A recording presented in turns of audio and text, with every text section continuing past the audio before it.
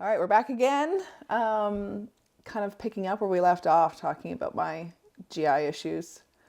And a lot has happened, and it's been only 2 weeks since we... That seems like forever ago. It does, but a lot has happened, and we still obviously have no answers on my GI-related issues. I'm still paused on my clinical trial with my cancer treatment, and for me, I feel like it's becoming more of a let's hurry up and get this figured out because I want back on cancer treatment to do the job that I'm supposed to do, which is fight cancer. Mm-hmm. And I can't fight cancer if my GI tract is screwed up. Yep. So where we left off, we kind of talked about how we wanted a HIDA scan. Mm-hmm. I got my HIDA scan. Nice. Not the way that I wanted to get it, but I got my HIDA scan. So a HIDA scan is a test where they test your gallbladder, the actual function of your gallbladder. So the spasms of it, I guess, the movement of your gallbladder. Yeah. As opposed to a traditional ultrasound, just takes a look at the ducts. Well, I think a traditional ultrasound takes a look to see if there's any solid forms, like stones or anything like that, like maybe sludge can be picked up. Sludge and stones. But like with the HIDA scan, it's essentially like the liver makes the bile, then some of it comes down into the intestine anyway, but then any that's left over is stored in the gallbladder. And then so it fills up, and then when another meal comes, it squeezes out. So you're essentially going through those motions while you're in this scan to see how it fills up or wakes up and then squeezes bile out. And again, we're not medical professionals. We're just living our life out loud. So if you want to know what a true HIDA scan actually does or what a true gallbladder does, look it up yourself, friends. But what had happened was working with my care team, they really wanted to focus on medication management. And I love my care team. I want to make that very clear. My clinical trial team in Toronto, my care team here in Prince Edward Island, I have palliative care, and I also have my oncology care team here too. And so they wanted to say, let's slow things down.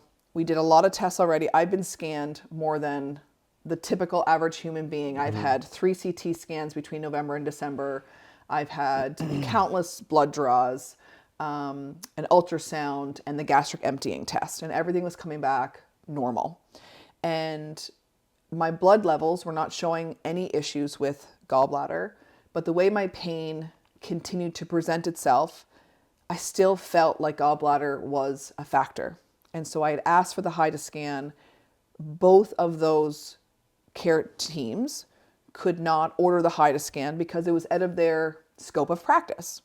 So my PEI care team said, we can't order this through our oncology scope, but we can refer you to a general surgeon who focuses on gallbladder, have the conversation with them and determine is the HIDA scan necessary or not. But with the state of our island's healthcare, a referral can take anywhere between days, weeks, months, years. We did not receive an appointment time for a while. We actually have it tomorrow, which is exciting.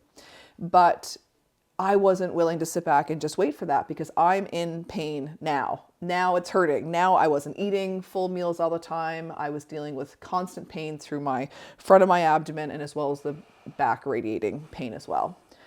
So I respected that they couldn't order the HIDA scan.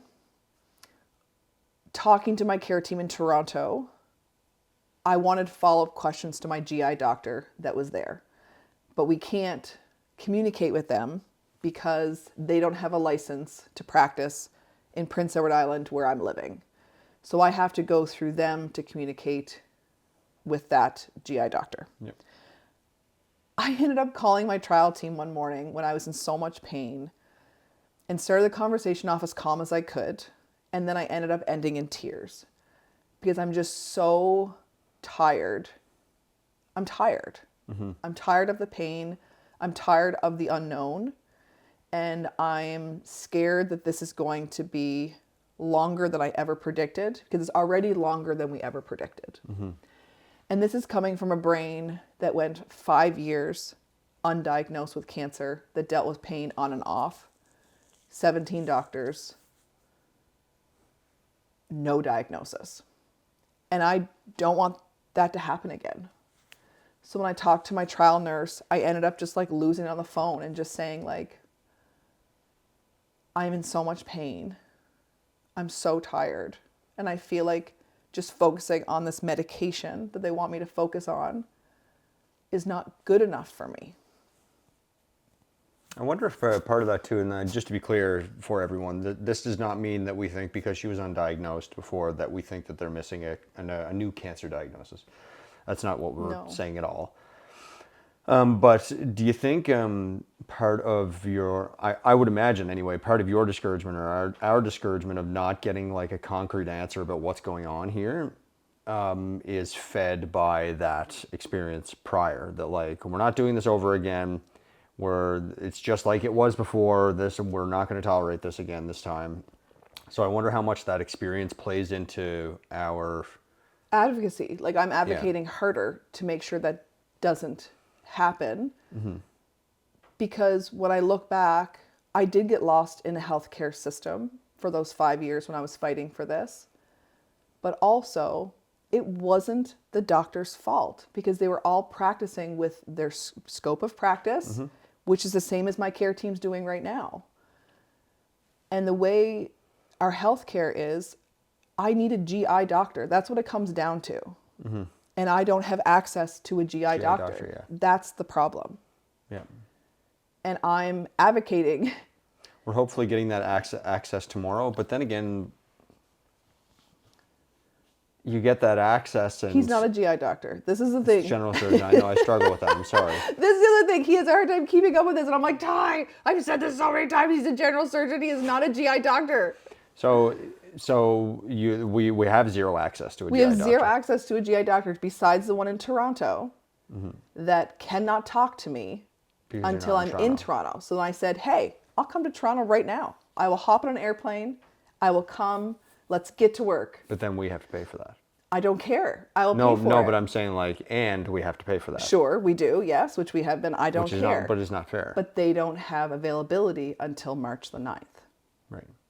That's where the frustration is. And I understand it's a broken healthcare system everywhere, but I'm caught in the middle of it. So when I cried to my trial nurse, I kept apologizing because again, like I hate doing that to especially medical professionals who have to then like hang up the phone and like go walk into their next patient's office. Like, hi, how are we doing today? Like I just had a patient cry to me for like 5 minutes about how exhausted they are. But I was at like my breaking point. And it's also hard because they can't see me. They don't see what I look like now. They don't see my day-to-day, have a camera on me in my home where I'm sitting on this couch all day long. And then they don't see me after I eat a meal and the pain that I'm in. They don't see it. But how can they see it? That's not their job to see that. And again, they just kept apologizing. And it was hard. It was really hard. It's hard because you want to advocate for what you need, but at the same time you want to be empathetic to somebody. Like she's like your trial nurses and like the doctors are like, we're breaking ourselves in half here. Like I don't know what to tell you. I know. And they're not GI doctors and they can only do what's in their purview. And then even if the GI doctor's like, I don't know, and then you say not good enough, and they're like, well, I don't know what to tell you. Every doctor that is with us right now is doing what they can with the resources they have. 100%. Right? I agree with you. That's essentially. And I'm grateful for that. But I'm grateful again, for them. and that's not good enough. But it's because not of good the system. Enough. Exactly. Yeah. It's a systemic issue.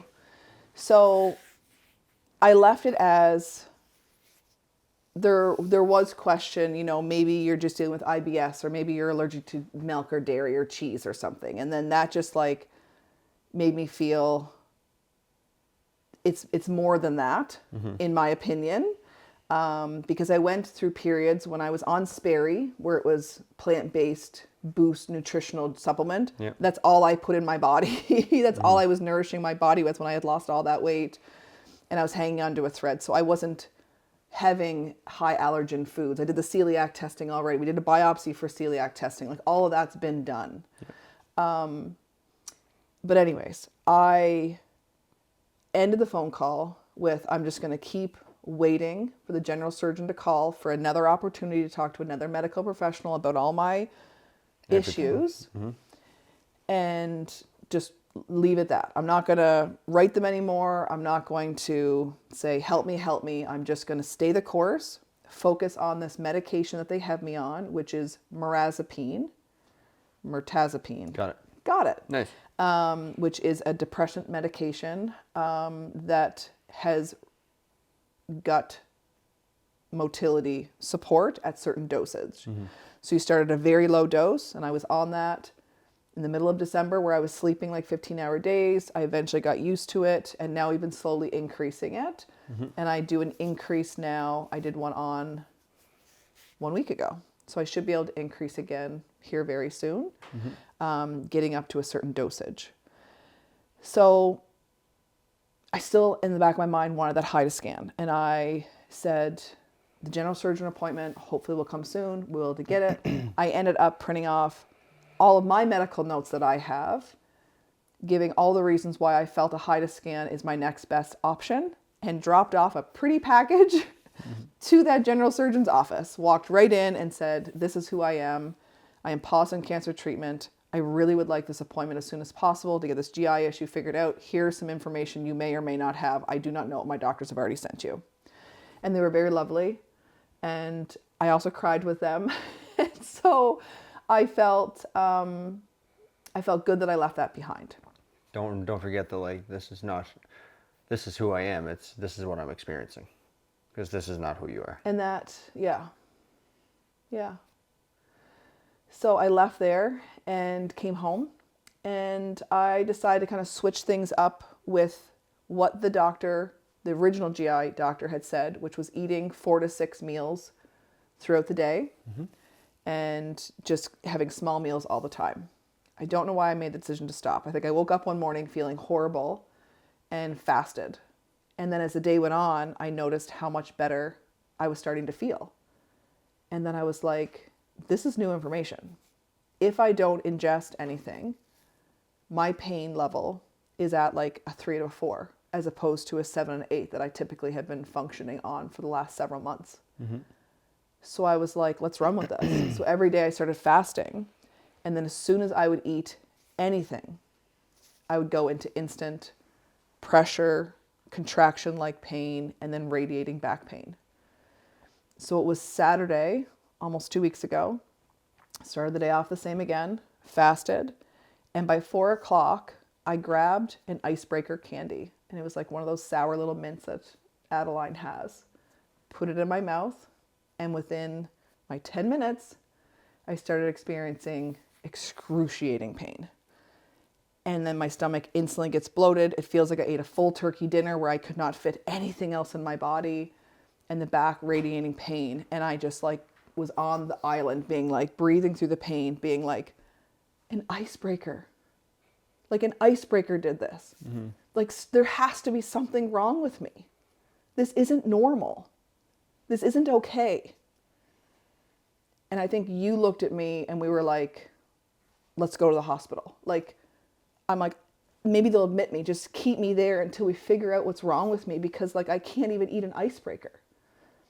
But then it made total sense to me why I've been in chronic pain all the time, because if I was constantly sipping nutritional supplement drinks, constantly eating like liquid soups, broths this whole time, that's why I was in pain all the time.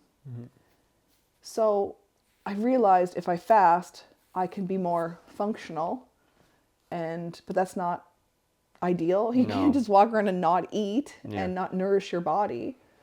So we went to the ER, went right into triage. My blood pressure was elevated and my heart rate, but it was because I was in pain. They took me in right away. And I just looked at everybody and I'm like, I think this is my gallbladder. Like, I would like to get a HIDA scan ordered. I feel like this is functional gallbladder disease. So we met with the doctor, and he basically looked at us like, what can I do for you? What do you want me to do? Like, that's the other problem is I have stage 4 cancer. When I go to a hospital, it's instantly like, oh, she's got cancer. Like, she's got lots of care providers. She's on a clinical trial in Toronto. She's got all these specialists. But I want to be treated like a human being. I want to be treated like somebody who just who needs help with a human issue. And I think you nailed it when you looked at me and you said you lost that privilege. And I remember your words. Like, do you remember what you said to me? That was just like, holy moly. Yeah, I don't remember in particular, but it's I don't want to, maybe privilege is the wrong word, but you no longer have that privilege, and you never will. That's the thing, is like, you won't ring the bell, you won't be in remission, it's never going away, and you have the responsibility of carrying the fallout from that until you die. And At 97 of right, natural causes. exactly. And the sooner, I don't know, it's been like 5 years, right? And the sooner we can let go of a normal life. I still can't do it. Like, I still have times and events and moments that hit me, and it seems unfair. And I can go through all the affirmations that I know. I read up on all this stuff, and I know that positive self-talk is important, and I know that, like, setting yourself up for success is critical. And you can do that as much as you want, but everyone has a plan. That's what Mike Tyson said. Everyone has a plan until they get punched in the mouth.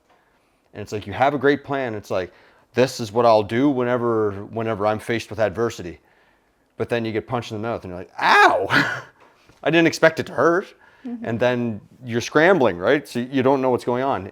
We're going to be like that for the rest of our lives until we continue to work on letting go of that, right? The privilege of being a regular human, right? Yeah. Now we have the responsibility of I'm at peace with my diagnosis. I'm at peace with the life that I live. For sure. But then I get this is part of that life. This is part of that life, right? And so we're not. We're not good with this. I realize, exactly, I'm not at peace with it fully. And that sucks. But at the same time, like, saying it out loud is part of the battle, right? Is saying it out loud and realizing that, like, I don't have a handle on this yet. This still annoys the hell out of me. Yeah. And I'm still dealing with fallout from that, and that pisses me off. Yeah. And I'm going to continue to fumble my way through moving forward. We're going to do it together in faith and grace and all that kind of stuff, and realize that we're going to screw a ton of stuff up, and the people surrounding us are going to screw things up because they don't know how to treat us like a normal human being, because we're not. Yeah. And we just have to come to terms with that, right? I know. And it's really, really hard. It is. And I will say, like, that hospital is amazing. Like, all of the staff, people we come across with, we've come to know them very well as I've been a frequent flyer there. Amazing, like, amazing. But I just want to be looked at as a human. And it's hard, obviously, for them to do, because I am a human with innumerable tumors in my body, with a cancer that can change like this. There are some there that do that exceptionally well, but they know you very well. Yeah. Like, I don't even know if I can mention, but Dr. Trevor Jane does an exceptional job anytime we come in contact with him. Yeah. Dr. Joanne McGinn and numerous other people do an exceptional job. They do. At that. They do. And I'm grateful. I'm very grateful. All of those healthcare heroes. You can check that out too. We did a little spot that we did. It's on the YouTube channel. Go all the way to the bottom. Healthcare heroes. Every single one of them do an exceptional job of that. Yeah, they're amazing. So this doctor comes in, and we've seen this doctor before, many times before. We've actually seen this doctor during one of the hiccups with my abdominal issue, where they gave me the IV of the metoclopramide Maxarin drug that took my pain away. And so I kind of gave him a quick recap as to where we've been since that, and explained that due to the side effects of that medication, I can no longer take it, and it's off the table. And they said, well, what do you want? Like, what are you looking for here from this? They gave me a shot of Toradol to help with the pain. It did nothing. I'd already taken opiates at home, did not take the pain away, didn't touch it. So I said, I have no idea. I don't know what to do at this point, but I know that this is not okay. I know this is not normal, and I just need someone to help me. And I'm questioning if this is my gallbladder. And then I started kind of giving all the facts why I thought it was my gallbladder. I had my whole paperwork that I had dropped off to that general surgeon. I brought a second copy with me. I said, I had an MRI in 2024. They found sludge in my gallbladder. September 2024, I was admitted to the hospital with gastritis type pain. I was in the hospital waiting an endoscopy and colonoscopy. I didn't eat or drink for 5 days. The pain eventually went away. but they found bile in my stomach. Throughout 2025, I had gastritis type flare-ups, and I'm wondering all this time, it was my gallbladder, because my 2 to 3 biggest hiccups during this fall when all of this happened have been associated with greasy, fatty restaurant foods. And then he was like, great, That could be nothing. I'll order you the HIDA scan. Like, let's rule it out. But he said, it could be absolutely nothing. He said, I don't know if it is or not, but I'll order you your HIDA scan. Basically, is what he said. And then I was like, okay. That was easy. That was easy. Why didn't we come to the hospital 2 weeks before this? Because during all that week, I was looking at trying to get access to a HIDA scan privately. We thought, let's go to the States. We thought, let's just fly there, get this done. But then you needed a U.S. doctor to write the referral. And it was becoming a lot of hiccups were getting in the way to just do that. And so we got our HIDA scan referral. He put it as urgent. We knew that it was going to come at some point. We didn't know how long it would take. But we left the hospital still in pain and nowhere further ahead than we were besides having a HIDA scan. So Monday morning came. I called first thing in the morning to find out if they received my referral and how long of a wait it would be. And they said, we have an appointment for you. I think it was that Wednesday. And I said, okay, thank you. If there's any cancellation before then, let me know, because I had woke up that morning in such pain. And they said, actually, we can do Tuesday. So we went for the HIDA scan on Tuesday. I think it was a drive there. We vlogged it. There's a vlog on it. I think it was a drive there. I started to feel anxious that it was going to be normal and that I was going to be no farther ahead, and could kind of feel the emotions building. Like, what if it is normal? What if? Yeah. Yep. I was playing the what if game, and nobody wins the what if game. Everybody loses. It's a horrible game to play, but obviously our brains can do that. And I wasn't in control of my thought processing. And so I show up for the HIDA scan. All I was told ahead of time is to fast. I had to stop taking motility drugs 24 hours before that, which I did. And couldn't take narcotics or anything either, which I very rarely, I think I've only touched the narcotics like 3 times maybe, and it's done nothing. So it was like, that's no problem. I'm off of that. We show up to the appointment. They have me lay on the same table that they had me lay on for the gastric emptying test. And they said, we're going to inject you with the radioactive tracer. We're going to see how long it takes for your gallbladder to wake up. Typically it takes 45 minutes. Then we're going to have you drink a nutritional supplement drink, and we're going to take pictures after you're finished with this drink, and we're going to see what your gallbladder does. So I did that. They came in at the 38-minute mark and said, your gallbladder's awake. I was like, great. Then at the 45-minute mark, I drank the thing. You couldn't leave the table. I had to remain laying there. I just turned my head and drank from a straw and slurped her back real good. And I laid there and I just kept praying and saying, please have the pain. I was wanting the pain to happen so they could at least see what I felt. And there was a clock to the side of me. I just kind of like tilted my head. And I looked at the time when I finished the drink, and I just laid there and I was listening to a podcast, Mel Robbins. It's my friend Mel. And was listening to that, and all of a sudden I felt the wave pressure, my belly becoming distended, and the pain, the radiating pain, and then right through my back. And I looked, and it was 13 minutes. 13 minutes. And I was in a good 7, 8 out of 10 pain. And I was laying there on the table, and I just felt the tears just like coming down. And obviously I'm in pain, laying there, not being able to move. So I'm like, my face, I felt like, can they see me? Because I was like, like my face is making all these movements because I was in so much pain from this nutritional drink. But at the same time, I was like, yes, like, you have to see this. You have to see this. So they came in about 20 minutes later. How are you doing? And I said, I'm in so much pain. I hope you see what I'm feeling.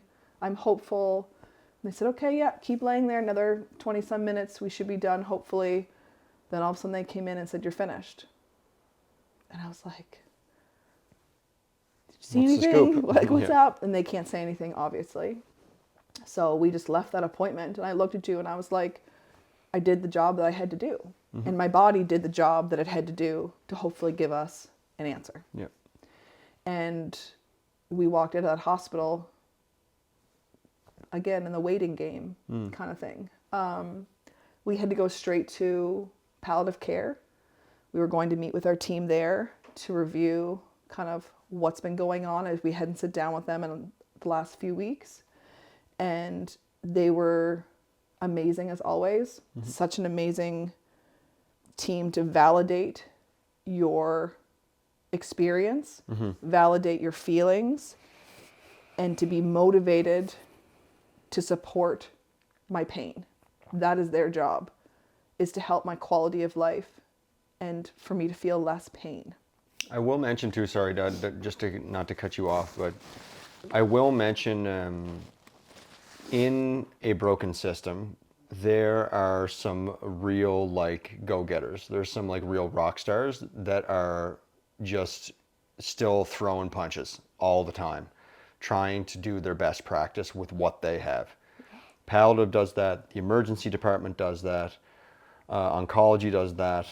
Like there are some real all-stars that are like, this is the system that I'm in, that I have to work with, and it's disheartening that they have to work in that kind of system, but at the same time, we really do have to tip our caps to a lot of those practitioners. They show up. Yeah. Yeah, they're amazing. And so we met with them and we discussed some other medications potentially that would work. They discussed trying to advocate as well for GI. So our GI system here on our island, they're not even accepting referrals. The wait lists are so significant that you can't even Say that you want to join. you can't even get on a wait list because it's so bad. And so they're like, I'm going to try, we're all going to try.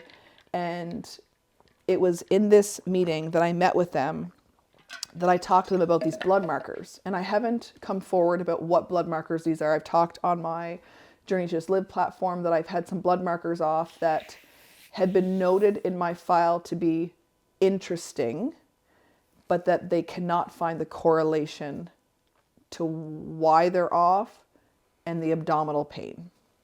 So during clinical trial, every time I'm there, you get blood work, a lot of vials of blood.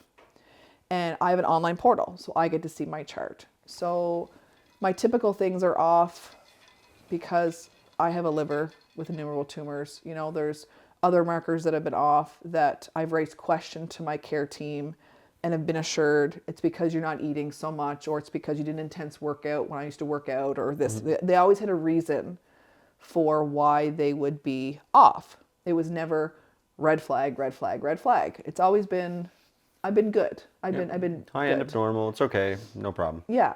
When you open my chart, so many are like abnormal, abnormal, abnormal. Like, it can be really overwhelming, but you try to overthink and trust your care team. And I trust my care team.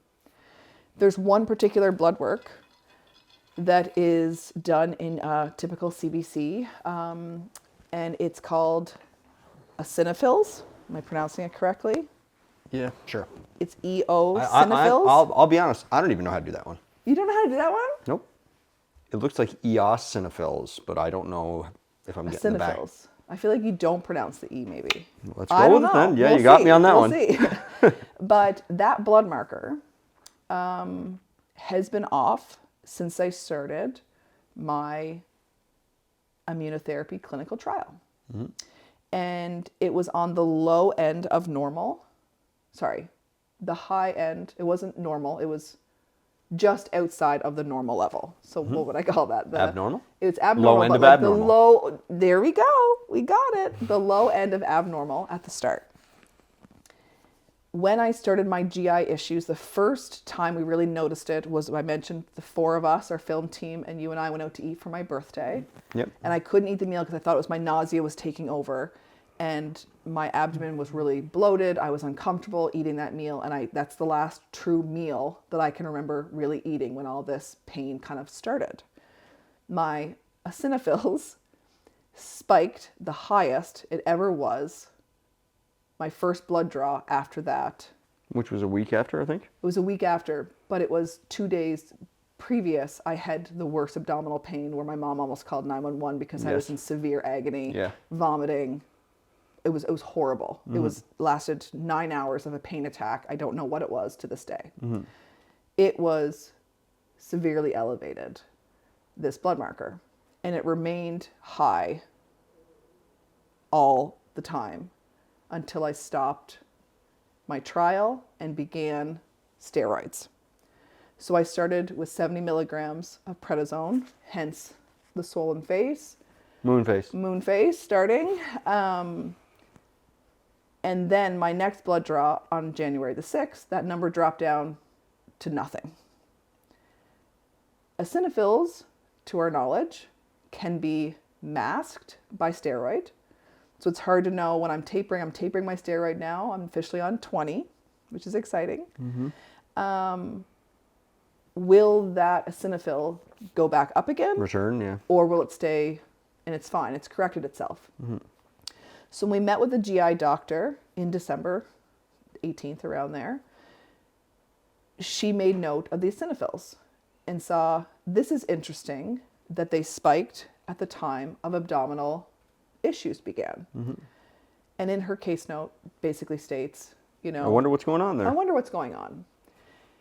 They decided they thought maybe a referral to rheumatology or hematology would be something to explore based on this number, thought maybe autoimmune issues, whatever the case may be. But because the number dropped down to 0 with the steroid, they no longer felt that it was at play.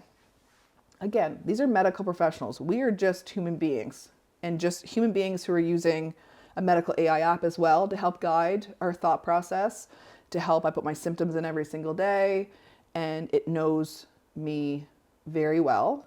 But these are real doctors with feet on the ground, with real research backgrounds. Seeing humans. Seeing human beings. Yeah. So we let it go. We just said, okay, they got it. Not a concern. They have this. While I was waiting on the original referral for the hematology and rheumatology, because when they were originally going to put that forward, I didn't know how long the wait list was going to be. So I had thought, let me be proactive here. Again, self-advocating. Let's get some more blood work tests run that they might want to see. And that was guided through our AI app that we use. And a whole slew of blood works came out. And I had asked my care team in Toronto, would you be able to run any of these in the interim that they may look for? Based on the orders that I requested, they agreed on certain ones, and I got those done for my January 6th clinical trial appointment. Some of those blood works came after we left the hospital in terms of results. And one of those blood markers is IgE, which is allergy in your body, I guess. And it came back severely, not severely, sorry. We realized, we looked at like the numbers, what it was. Highly elevated. Yes, because I like objective terminology. Yes. And you like... this is the worst. This is the worst it could ever be. The worstest ever heightened level. Sounds very medical.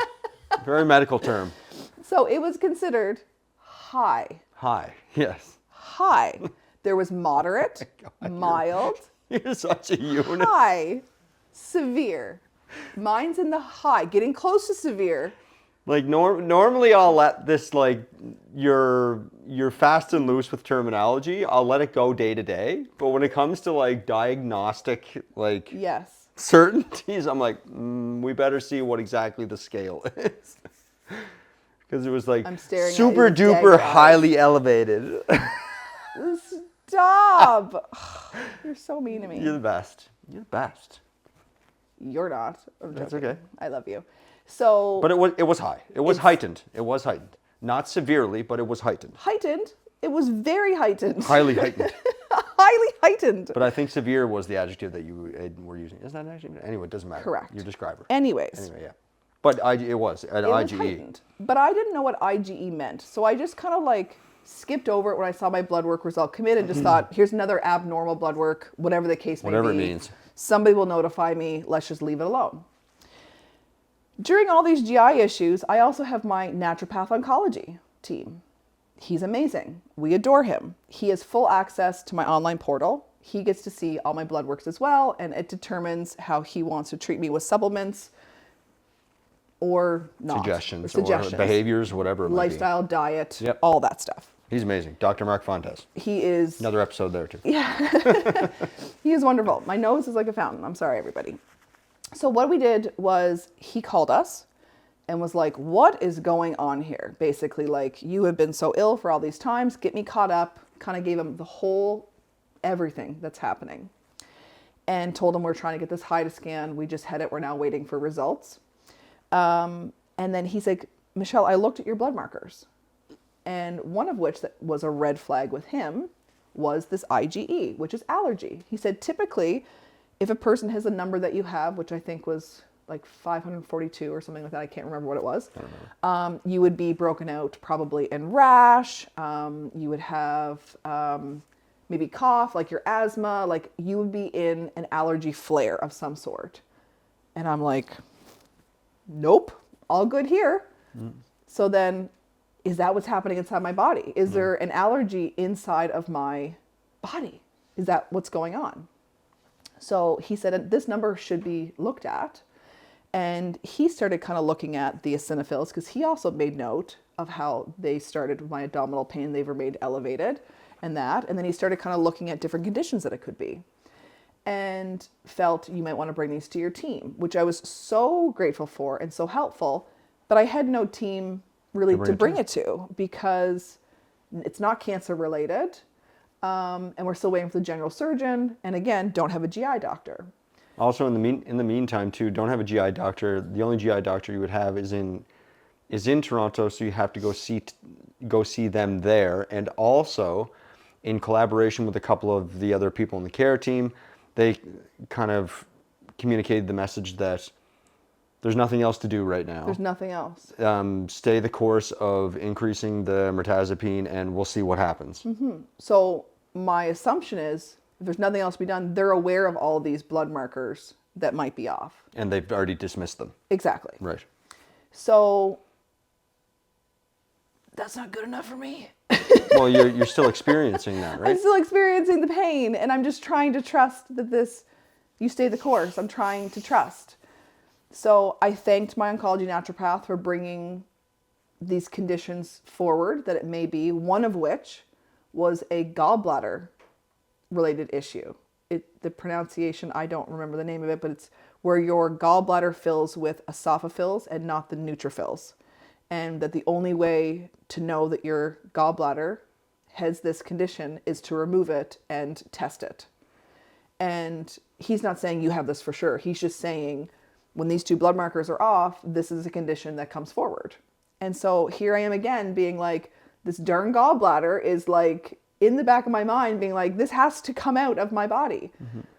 But I don't take it lightly that to have a gallbladder surgery, that is a really big deal. Removing an organ from your body. Yes, the organ. Again, you're not a normal person. And I'm not a normal person. I have a liver that's full of tumors. And so I also have a vascular type cancer that when you cut, there is risk that my cancer could travel to that area. Not to mention that the gallbladder sits right on the dome of the liver. Yeah. So like if you start getting in there, I know it's a very simple procedure for a gallbladder to be taken out. I think it's like maybe statistically one of the most safest and common surgeries to have. But when you start teasing and start burning on the outside capsule of your liver, and it gets pretty cranky whenever there's inflammation introduced, or that's what we... Tell me about it through my biopsies. Yeah, that's what we think anyway, and you experience like oh my goodness, anecdotally. Excruciating pain. But at the same time, it's like to not know for sure that it is the gallbladder, but it could be a thing that like when these two blood markers are together, let's get it out. But then like, do we want to get it out, and do we trust someone like not in a specialized oncological setting to actually take it out? And who would take it out? Would a GI take it out? Would an oncological surgeon take it out? And like, do they know EHE? Do they know how EHE reacts? It's like, it's more than, again, it's one of those things. It's like, you can't just be a postpartum mom that's having trouble with their gallbladder. I'm not trying to diminish with the situation, but if you end up at the ER, you're having a right upper quadrant pain, and you're postpartum for like 3 months or less, you're probably getting your gallbladder out. You know what I mean? Like Yeah. it's not that lickety split for you. No. And so, and again, we're just two human brains. We're not medical background. Like, this is us just trying to piece our story together. And also I won't go on very long, but there's a meme of this guy. You guys might know this guy, like where he's got all the yarn sticks going to different things, like trying to, I don't even know who that guy is, but like, and he's like trying to figure out like who's murdered who. It's like, it feels. Charlie from It's Always Sunny in Philadelphia. Okay, that's him. He's like trying to explain to someone like this how it's going. Like I just Yeah. picture that's us to the doctors sometimes, where we're trying to piece all these things together, and they're like, just take the mirtazapine, psycho. I know. And like, so we have to consider Because we what do they're become- asking. We right? do become tunnel vision. I know, and I that's admit and that. and then you're also on steroid, right? And I'm also trying to support you as best I can. So it's a big shitstorm of us trying to figure out what's going on because it's real for you and it's real for me and it's real for our kids. The last week and a half certainly communicates that to the situation. This is real for us, but then at the same time, they have the experience and the boots on the ground and they're like, you guys are spinning big time. And it's like, I know. yes, but no, right? Like it's hard. like a really difficult situation. It's so hard. So I feel for them and I hope they feel for us and I hope we can all just feel for each other and like Yeah. give each other some grace to be like, what's the first principles situation here? Michelle is ill and we want to help her. How do we help her? We don't know, but we're going to keep on trying. Yeah. So we're trying, and we know that they're trying along with us, but it's become difficult, right? It is. So, with that, he raised that potential condition of the gallbladder, which we will bring to the general surgeon when we meet with them tomorrow and see what they have to say. But I had my HIDA scan. The results Normal. came in and it was Normal. normal, 72% ejection fraction. And I just said to my care team, but at 13 minutes, I felt this excruciating pain. Like, you had to have seen something. And they said, I'm sorry, it's normal. We're going to continue to stay the course of the medication plan that we have. They said it could take, they reiterated, 8 to 12 weeks before you start seeing the effects of the medication to help you. I think I'm on, started December 17th. Today is January 27th, 6th, around there. So I'm, what is that? 5 or 6 weeks, 6 weeks, 7 weeks in, around there. And I just said, okay. Because what else do you say to that? Okay. This test came back normal. Every test we've run has come back normal. Okay. In the interim, I'm weaning off of my steroid. So my rage, my mood, it's getting a little bit better. My swelling's still very much real and there for me.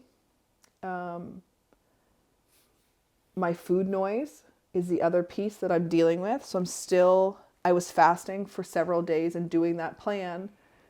But then when the HIDA test came back normal, we went back to the GI's case notes, suggesting it could be dyspepsia.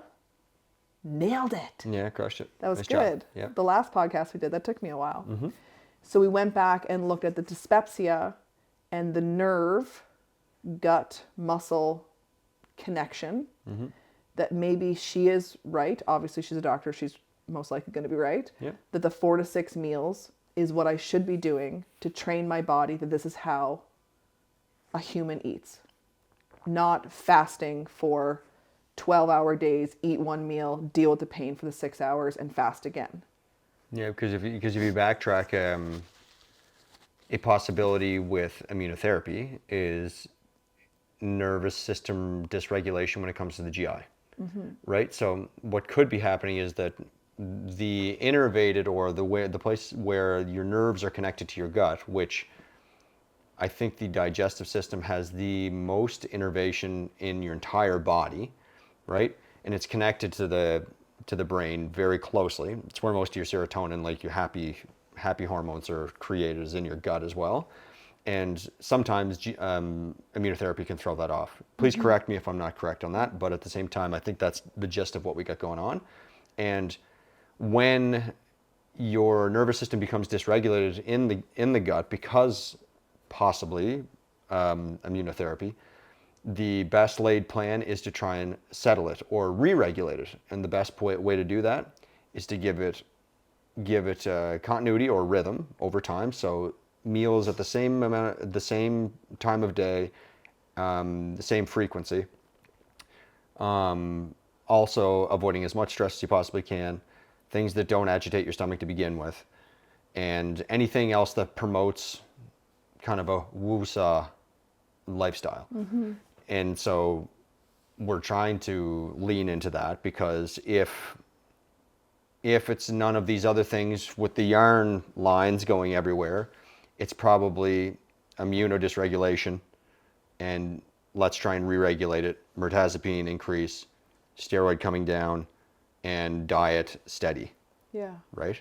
And all the things that we try to do regularly anyway. Sauna, maybe not so much cold plunge, because I that haven't can cold really plunged. shock you. Yeah, that's why we have not cold plunged. The jury's still out on whether or not that would help, but I want you to be in the cold plunge as much as possible, but I don't think it will help at this point, because it's going to spike your adrenaline. Yeah. And that's not regulating, Yeah. although it will be regulating afterwards, but not in the moment. Yeah. So yeah.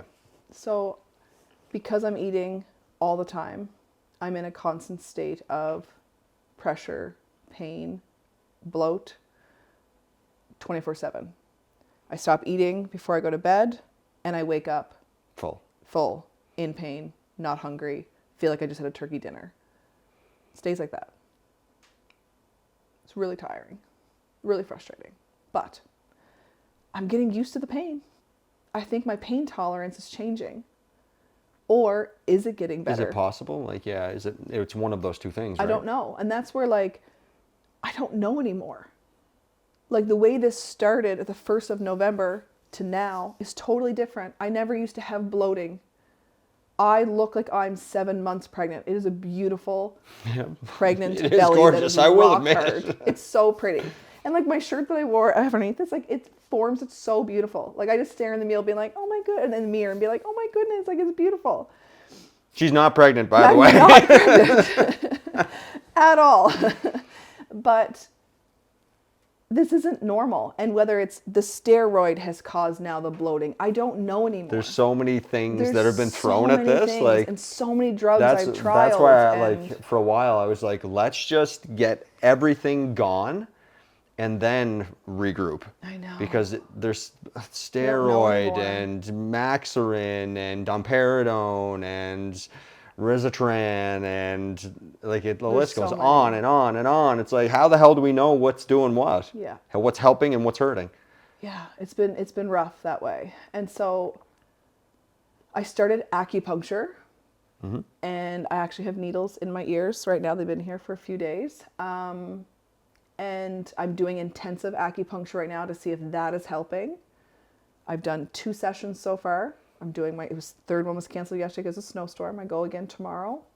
I'm doing lymphatic drainage as well. That is definitely helping getting the bowels moving, which is great. My bowels are moving better than they have. They're still not amazing at all, but things are coming out of me, which is great.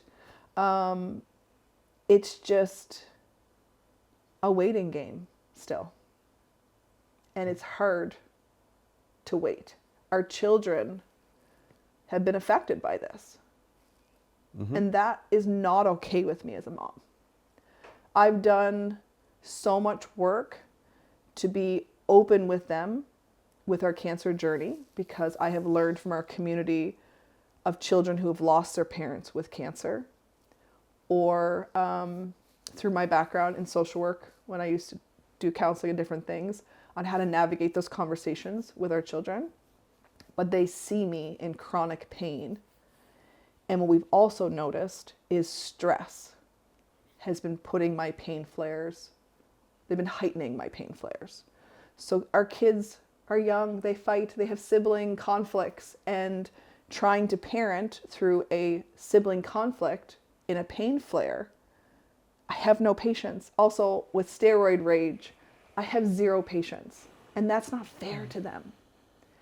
And I am caught in this really hard place on trying to be a mom, my most favorite job in the whole wide world, but also distancing myself from my kids because I don't have the patience to deal with, I have to brush your hair and they say no, and they fight me on it. I can't even regulate that. Something so simple like sit down and brushing your hair. No, I don't want you to. Yes, you have to. No, I don't. Like getting in that the verbal battles. battle. Yeah. I then just never go, works. I'm done. And then I just like storm off crying, or I say to you, Ty, you're up. Where before it was like, I am mom and I get through this and I win the battle and I get it done.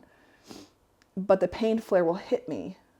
And then I need to remove myself because number one, I'm in excruciating pain. And number two, I don't have the emotional bandwidth. Right, and you don't want to say something or react in a way that Exactly. you want to look back at and be like, wow, I can't believe I did that. Yeah. That was me the last week because like my window of tolerance is starting to close You're too. being affected. Like I'm usually Mr. Willpower, and willpower will only take you so far until you kind of crack. And like kind of cracked the last week and a half and have come through that. But at the same time, like I don't care who you are, everybody has a window of tolerance, and when you reach a certain point, your willpower's like, I'm out. Yeah. You got this on your own, man. yeah. And then you just got to do what you can, and like you have to take a step back, or I have to take a step back, and I did, and like I was on that couch for a couple of hours. I was in the bed for a couple of hours, which is not me at all, and but needed it because I came back a little bit better. And I must say that I would not have been able to come back the way I did unless you had given me that time, because you like typically you would say like, what are you doing, man? Like get up, get going, let's do this. But you just kind of let me go and You're gave exhausted, me the time. Ty. Gave me You're the time, exhausted. and then I just sort of came back. You have become my full-time caregiver. You have been a full-time caregiver of this house. You have been a full-time caregiver of our children. You're a teacher. You still have to go to work, and you run a full-time business. And you're trying to take care of your own mental health and your own self-care with your exercise, with your faith, with your sauna. It's a full-time job for you in all aspects of your entire life. I do not know how you are still standing. And I tell you that every day. I get that, and it's nice to be seen, but and I think part of it is like a self-esteem issue of that I need to be functional, or I need to provide value or service in order to be worthy. And I know that it's not good, but at the same time, it also gives me mission and it gives me purpose, and I like to lean into that service. So, and I see that all the time. Like I tell myself all the time, is this healthy?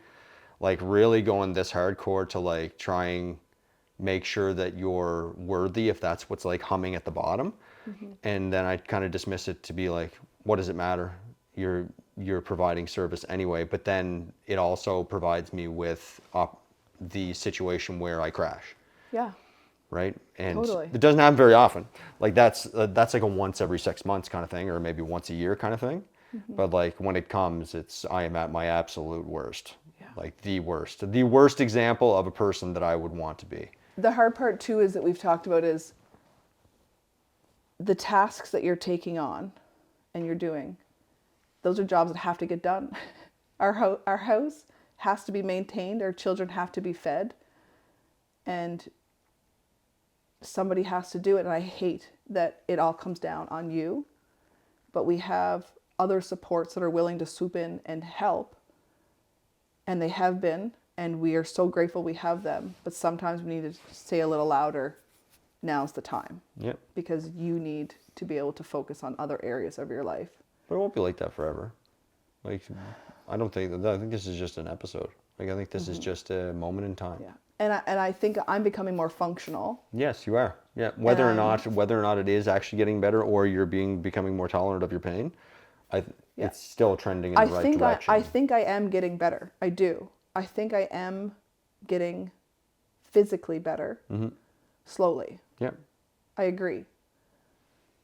But this still isn't normal. No. And the other problem that I have with treating whatever I have with this medication, that they want my symptoms to get better, that's not good enough for me. I want to know, what was this? Why did it happen? And is it going to happen again? I feel I deserve those answers. So with being left in limbo of waiting for medication, we decided, since we want those answers, let's get a second opinion consult. We started with Canada first to find out how we can get a private GI doctor. I called everywhere and they all said, if you have a public GI doctor, it's not really, they might not run any more tests. They might just respect the GI doctor that you have, which I thought was kind of weird. Found one in Montreal that would willing to see me, but language barrier, I was like, I'm not there. They were French, wasn't going to do it. So we said, let's seek US second opinion. We did it before. When I was first diagnosed, we did Memorial Sloan Kettering Hospital in 2021. Great experience. We did a virtual appointment, but you only get asked 3 questions. Did a whole file review, sent my scans down, but you only get asked 3 questions, and then you can ask some follow-up questions after you received the report. So I said, where is the #1 GI treating hospital in America? Google, give me it. Ended up being the Mayo Clinic. The Mayo Clinic has 3 offices in Rochester, Minnesota, Phoenix, Arizona, and Jacksonville, Florida. We said, great, Jacksonville, it's the closest access to us here on the east coast of Canada. Your sister's a doctor in the US that's helped us with second opinion consults before. We could have her come with us. Let's do this. Contacted them. They said, here's how you submit your paperwork. This is the process. I was like, let's do it, Ty. Let's do this. That night, after I submitted the paperwork, we were like, if we're going for a second opinion on the GI, why don't we get a second opinion on the cancer care? Because I'm not on cancer treatment right now. I'm paused on a clinical trial that I may not be able to resume.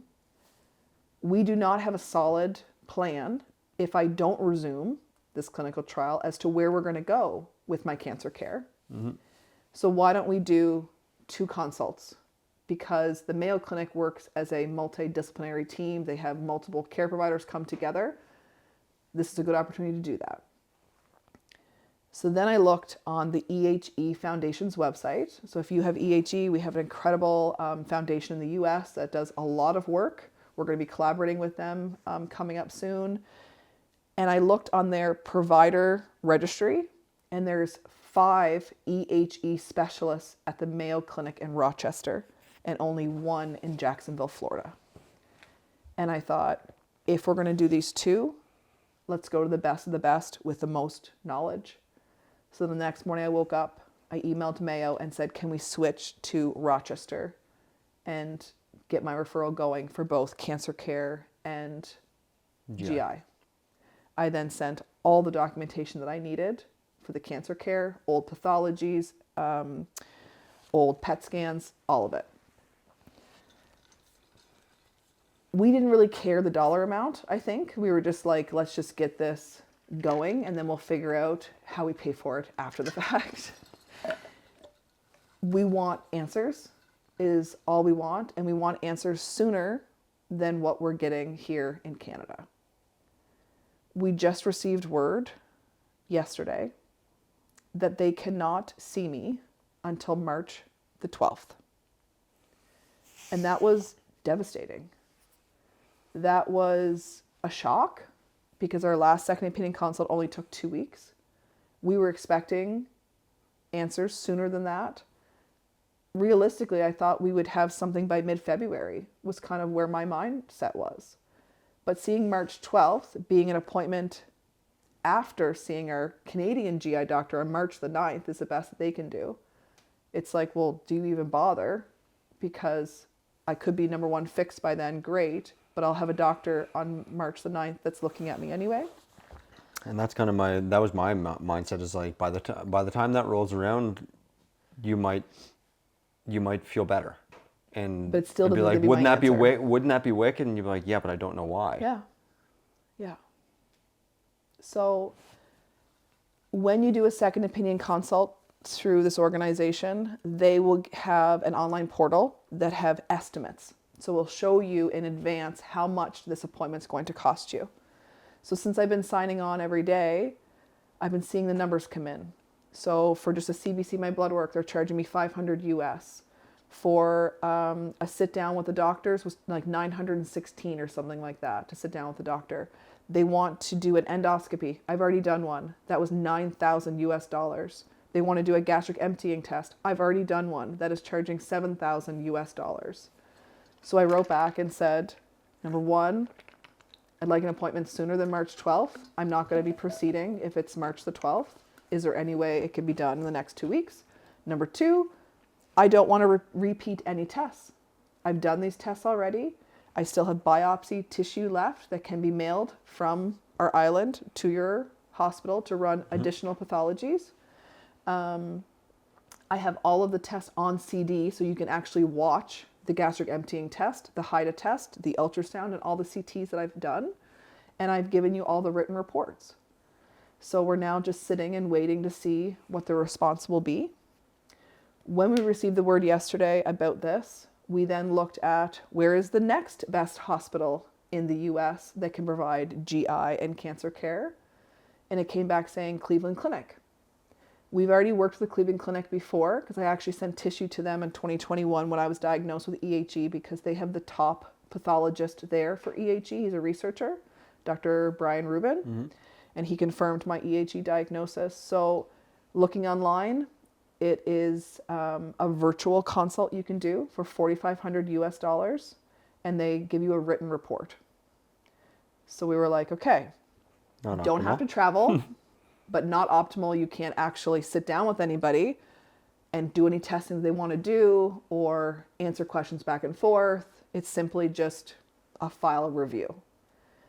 While I was on their website, I did see they had a Canadian satellite office in Toronto. And I was like, okay, cool. This is great. So I called them. They explained that they can support the documentation getting to the Cleveland Clinic and that they only charge, I think it was $1,300 maybe US to do the exact same thing, which is a written report only. But my written report, is that going to be from a GI doctor or a cancer doctor? Or am I paying for two separate reports because I need two separate consults at this point? It just became confusing and not the service that we're looking for. So talking to the EHE Foundation in the US, they've been really helpful with being who is the top EHE doctor that they see in clinical trials, knowledge, and support. They're trying to see what my best approach will be, whether I send my second opinion consult for oncology, then GI, or GI, then oncology. So that's kind of where we're at with our second opinions, is things are kind of on hold, more or less. We're not going anywhere just yet. So I think it's important for me to acknowledge, we've talked about this openly, I've talked about it on my platform. When all these tests came back normal, I experienced a level of shame and sadness that maybe there isn't something wrong with me. But yet this is very real what I'm feeling. And I feel like I've wasted so many resources, got bumped ahead of other people to get these tests done because I have stage 4 cancer and my treatment is on pause because of this. And there is a level of urgency to some extent. And it was like really real feelings for me. It was hard.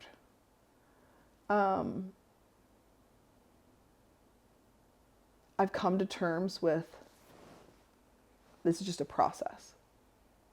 This is a season. This is where I'm at right now. And I've been able to work through those. But my team in PEI sent an email, I'm getting to the end of her email, what it said, where we're staying the course of medication. would a referral to oncology psychology be helpful at this time? And I read that. And I'm a social worker. I was a school counselor. I worked in the field of child protection, foster care, adoption. I lived and breathed social work and supporting families and getting them access to resources. I believe strongly in counseling. And I read that line. And I appreciate where they're coming from. It was coming from a space of love, support, guiding me to further help, I guess. And I remember looking at you and being like, I'm going to take the referral. Yes, 100% my answer is yes. This is a lot. This has been a lot. And talking with somebody about all of this can only be a benefit, Right. in my opinion. Right. There's no downside to this. The only downside is when you don't click with your counselor, and it's so important to find the click. I will do this. But I did respond back once my steroid is Completely weaned. Because I know this brain that I have is not my day-to-day brain. I know that.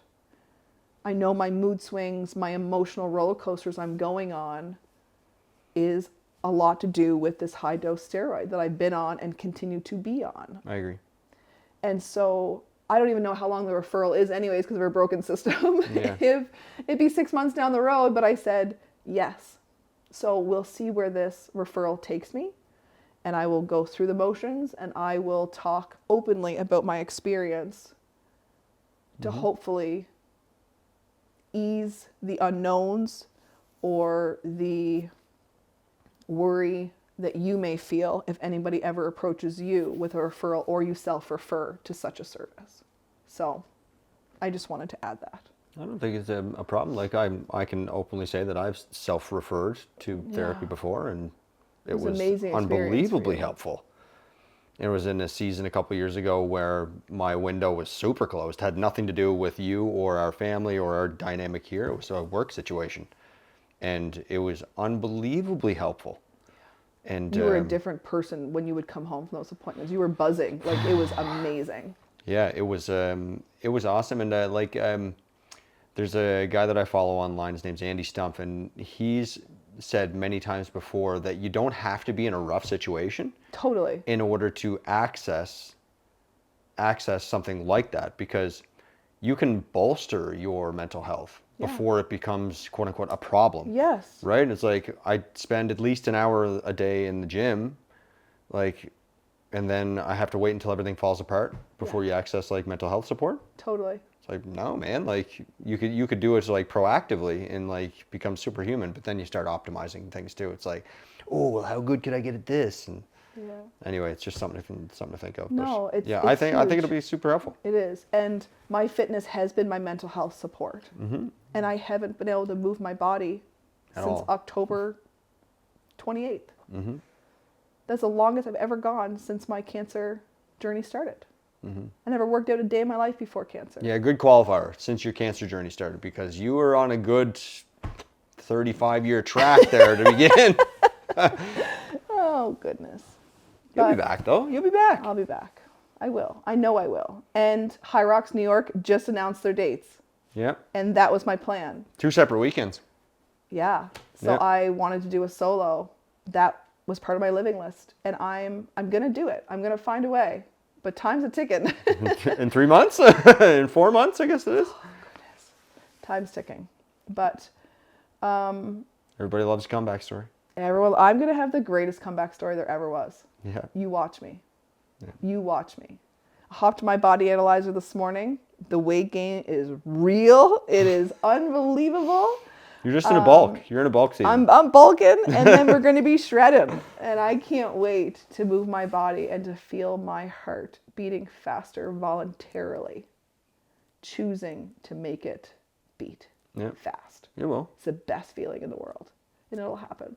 So where we stand now, we'll meet with the general surgeon tomorrow, see what they have to say, review all the documents with them, or they just look at us like we're crazy, and that's fine. Maybe that's okay. And Maybe we are. Maybe Maybe we are. Maybe we are. And we are back in Toronto on February the 9th. I was actually supposed to be there February 2nd and 3rd, but my main oncologist, who's the head of this clinical trial, was not going to be there. We thought it is best, they thought it was best, don't meet with the other doctor. We're in the thick of things with what's going on. It's best we meet with him. So we will fly there and meet with him. So another thing I wanted to mention is a lot of people are asking us, is this your cancer? Could your cancer be causing these GI issues? I have been scanned repeatedly. And we mentioned in the last podcast that there was the doctor who did my endoscopy when he gave me my pathology report, and I said I was still experiencing these motility, pain issues. He then reviewed the CTs and he thought that there was a liver tumor close to the nerves of my stomach. When we brought that to the oncology team, they really hemmed and hawed for a really long time over it. He looked at everything. He talked to their radiologists. They really dove deep into it, and they are not seeing what that doctor, who is a general surgeon, saw. So I can't share my results of what my scan has been on this clinical trial because that is the research part of things, and I have a very large platform. We don't want to mess with their research until the written reports come out. But we have no information to suggest this is my cancer causing this. Another thing that our online platform has been kind of bringing to us was wondering if it's SIBO, SIBO, which is a bacteria overgrowth in your GI tract. And you could do testing for it. It's not well known, supposedly, in the medical world. It's more in the natural Functional medicine world.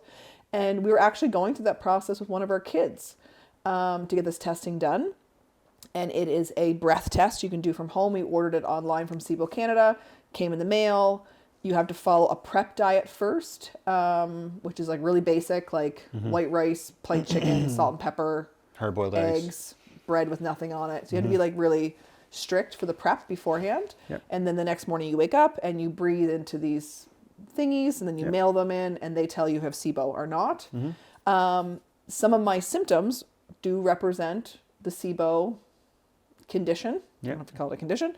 But I can't do the SIBO test until I'm off of my steroid because I take an antibiotic, a prophylaxis dose, while I was on the high dose steroid. So I am going to do the SIBO. My naturopath oncology doctor is like, yep, that's a good idea. Let's just check more things off, but we can't do it just yet. Yeah.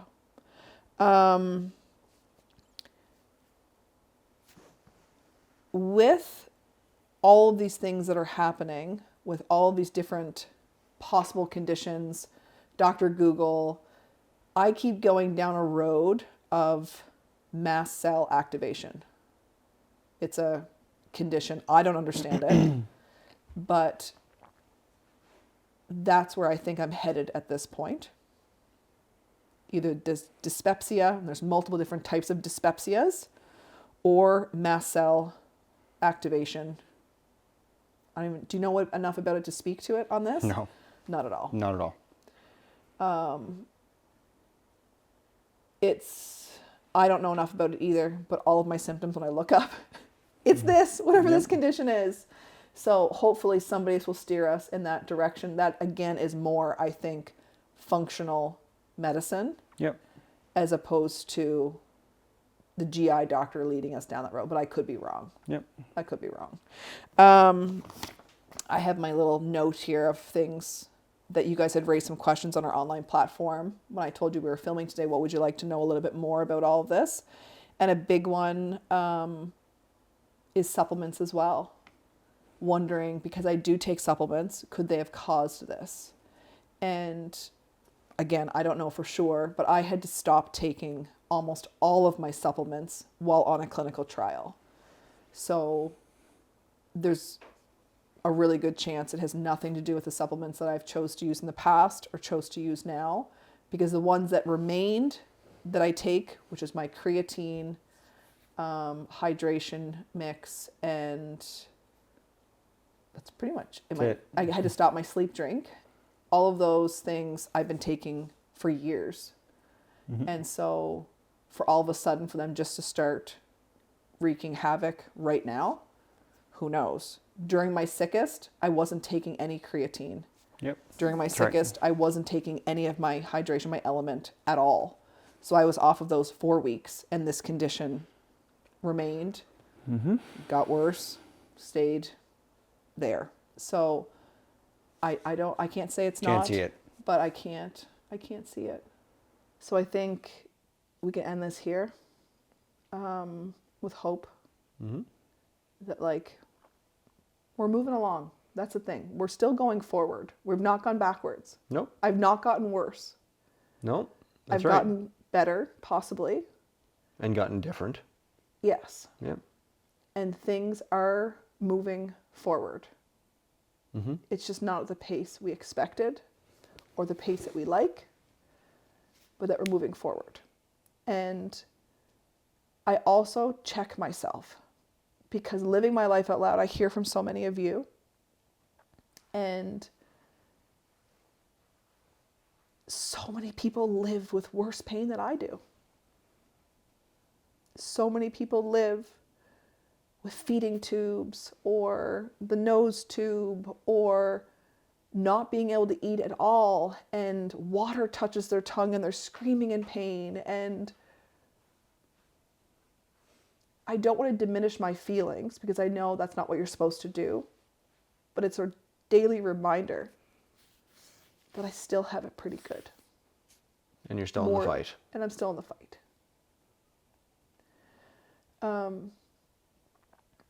I'm very grateful that I get to open up my phone and see countless messages from people around the world rooting for me, invested in this story of figuring out my GI issue. And people are sending me information all the time, trying to help. And I only give so much information about what's actually going on. So this is the first time I shared openly about those blood markers that are off. So I'm sure we're now going to get new information from people. My palliative care team is sending me for another test on Friday. And it's for a condition that I looked into, which is, what was it again? M-A-L-S? No, M-A-L-S? Yes. It's about nerve compression. Yeah, compression, diaphragm stuff. Yeah. And so I'm doing a CT angio on Friday. When I looked into the condition, I don't think I have that, but I have another test we're just going to check off. So we'll see what comes. I've always said that miracles are expensive, and the process is the miracle. Yeah. It's not going to be a destination. Like, the miracle is the process. It's the journey. It is. I just want to get back to fighting stage 4 cancer. That's my job. That's what I want. Don't blame me. Yeah. Thank you for chatting with me. Done. Done.